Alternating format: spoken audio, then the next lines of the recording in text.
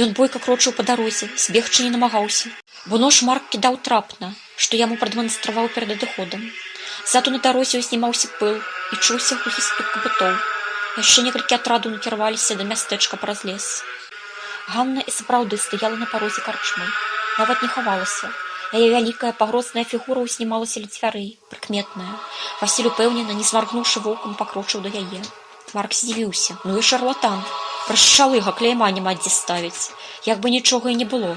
Ля дзвярэй ён нешта пачаў Ганне горача распавядаць. Махаў рукамі, падбачэніўся. Ніякага страху, нічога таго, што магло б яго выдаць. Яны пад капюшонамі толькі дзіву даваліся. Нарэшце ён пачасаў вуха, дамоўлены знак. Марк з Міхасём рухануліся да іх, як шэрыя маланкі. Адначасова з імі Васіль раптам захінуў Ганне дарогу і, быццам бы спатыкнуўшыся, упаў ёй пад ногі. Проста пад юбку закаціўся.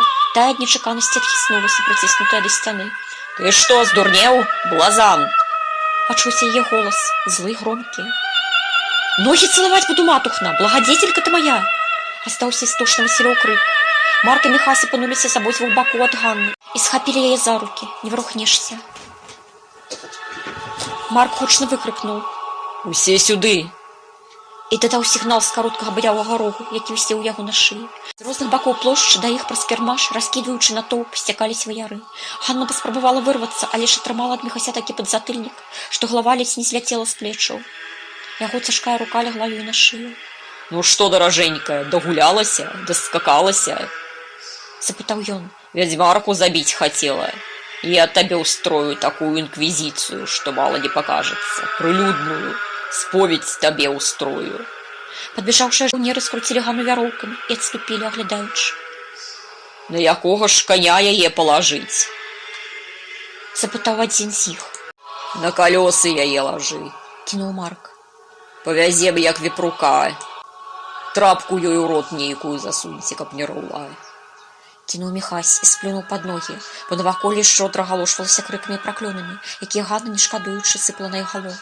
Недзе збоку вырас Васіль, пра якога, шчыра кажучы, ужо ўсе забыліся.